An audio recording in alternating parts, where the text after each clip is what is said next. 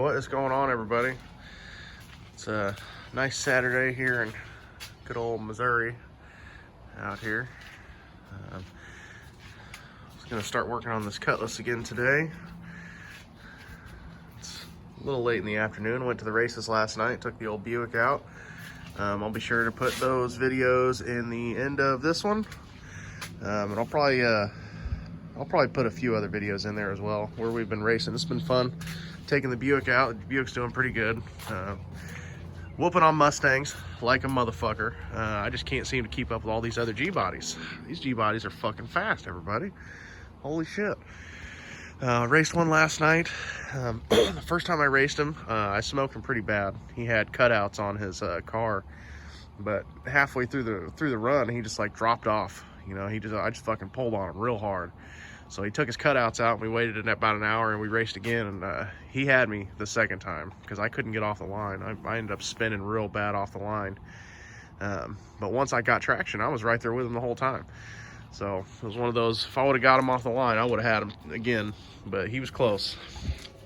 But as far as this thing goes, we're working on making this thing a little more solid. Right now I have a block of wood in there. There's a reason for that. Because I am doing TRZ Motorsports solid aluminum mounts. There's the other half of it down there. Here's one side of them right here. This is position number 2, which is where that block of wood is. This is 3, which is like under the passenger seat or driver's seat on the frame side. This is 4, which is the rear quarter position. The 5 is not used on these. This is 6 and 7. These are in the trunk, both on the trunk rail. So when we're doing this, see here, I cut the hole out there so I can get the cage nuts out right there. That is position number 2. And of course, this is position number 1. There's one already installed. They fit pretty good. And the frame's not too bad. It's got the typical G-body fucked up rust in it. But position number 4 is right here. That is position number 4. Now, I had to go and fix this. I don't know what people are doing to fix this, but I know what I did. I took some 3/8 plate, and this is like a support bar right here. This piece is a support bar that goes all the way across to the other side, and it connects to the other side of the body. So, and then the body mounts are right under here. So on both sides of this, I'm not sure if it's because they put a cage in this car or what, but from here to this part of the body, you can actually kind of see it right underneath where it's supposed to be welded in. It was just gone. There was nothing fucking there. So I took my cutoff wheel and cut off what was there, the little slivers, and then I used a 3/8 plate and basically boxed it with 3/8 plate, straight piece here, straight piece there, and a big flat piece there to go from this part all the way to the body. And I did that on both sides. Probably see it there. You can probably see where the factory bar was supposed to be mounted up down in there where all that rust looking shit is. I couldn't get down there with the POR 15, but I went ahead and fixed those, and then I thought I was done, so I went to go put the body mounts in, and that's when I found out that the number 2 positions were all fucked up. As far as the trunk goes, those were easy. They were easy as hell. So I just took and cut right up above them, just cut them out. I'm not even gonna weld them back in. I don't even give a shit because I wanna make sure that my mounts stay there, and I wanna be able to see them and get to them if I ever have to. But yeah, I just cut the holes out for them frame mounts, and then those 4 are easy to get to now. And the body and the frame is all in good shape for the most part now, except for these number 2 spots. I don't know if I can, we'll see if I can.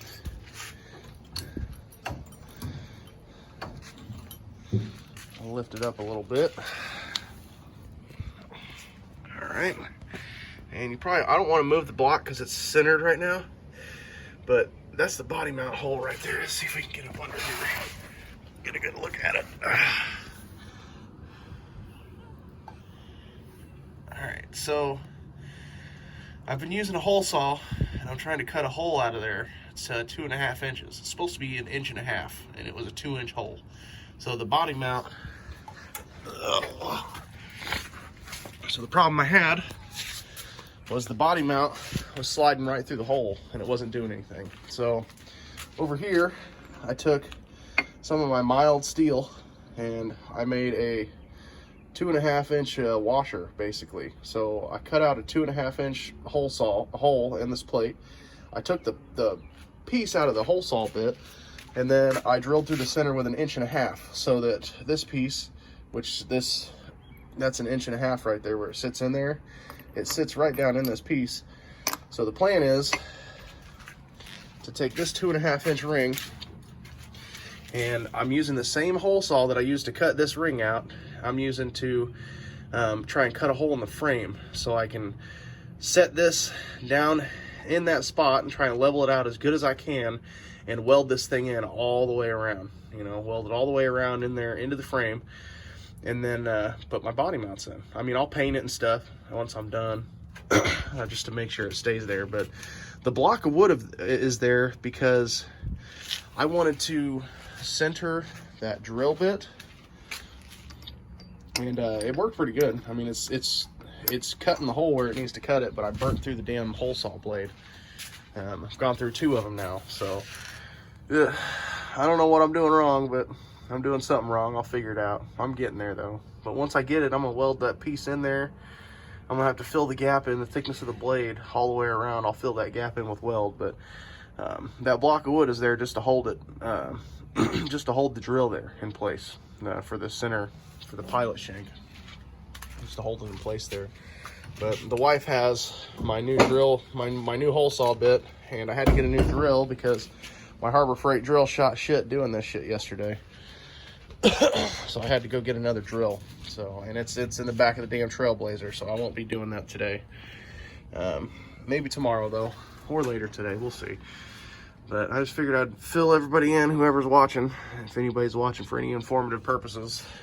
Doing these body mounts are actually pretty easy. So, and here's all the old shit. This is all the old stuff for the body mounts.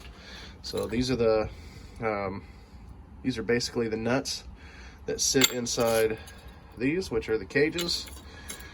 The cages went over them like that, and the cages were welded to the body. The big problem with this is like thin fucking sheet metal. So the moment you hit these bolts with any sort of power, it doesn't have to be impact or anything. The moment you hit them, they fucking snap or they break these cages, and these things just spin freely in there. And then you have to cut holes in your shit, and you got to grab a hold of these things, and you either cut them out like I did with some of them, like this. I ended up just cutting out, or they break bolts like this. So I have all new grade 8 bolts, washers, lock washers, and then I went ahead and made, out of my 3/16 plate, this is the same fucking plate I used for this little ring. I've been using this shit on everything, man. I used it to fix the number 4 spot for the mounts. But I cut out a bunch of 2 by 2 inch squares of this because I plan on taking the place of these nuts. I'm going to use real nuts, but I'm going to drill a hole in these, and the purpose of these is to sit on top of the body. And we'll show it back here. It's a lot easier back here to show. So this plate is going to sit on top of the body over the hole here and basically just help clamp load down on the body. And I went ahead and cut all these little squares to do that, and it should work pretty good. They're basically the same size as these little nuts here, as these. They're just not diamond shaped, they're squares. And it was what I had, you know. I mean, I'm doing all this stuff for damn near free for just welding wire and plate steel that I just had sitting around that was 20 bucks at Home Depot. You know, so, I mean, you could probably get it cheaper at a metal place or a metal warehouse, but for the most part, it's working pretty good. But these TRZ Motorsports mounts, they were 175 bucks. It's basically the same price as the Energy suspension ones. I'm gonna go with these. We're gonna see how they do, because I plan on hooking up pretty hard with this car here. And it's all POR 15. I left the windows down last night like an idiot, so it's got water in it. It's all good though, because the POR 15 just kind of beads up. That water beads up. and it just rolls off of it. So it's doing its job for sure. But yeah, this is new. I haven't showed this yet, but I POR 15 the inside of the trunk, and I did the inside of the quarters as far as I could. You can see where I couldn't get back up in there. And I didn't do the back wall of the trunk, but I did the floor and the quarters as much as I could in the tubs. And I got a new fuel cell on the way, a 15 gallon. I took the 10 gallon out of here, and I'm gonna put a 15 gallon cell here in its place. And I also have an ICT billet Optima battery hold down that I plan on mounting down in the trunk in this wheel well area, and I might cover it. I might put a cover over it, just to cover it up, and it'll be like my battery box. I don't really have to build. I would just have to put something over, you know, from here to here, figure out some way to hold it down, but that'll be good. And then I also have harnesses on the way for the interior. I got 5-point harnesses. I know the seats aren't rated for it, but the new seats will come soon. And then I also have a detachable steering wheel, removable steering wheel kit that I'm going to put on here, and hopefully it all works the way I want it to as well. I won't know until I get done with this interior, which means I got to finish these body mounts, because once these body mounts are done, I can go back to my interior and put it back in. But yeah, just figured I'd show everybody what I did to fix the number 4 mounts over there, which was actually really easy. It took me about 30 minutes per side. And I'm no professional welder or fabricator at all. It was just shit that I was thinking of with what I had, and it worked. So, and same with this. You know, I don't think people are doing this stupid shit like what I'm doing. A lot of people plasma cut these holes out.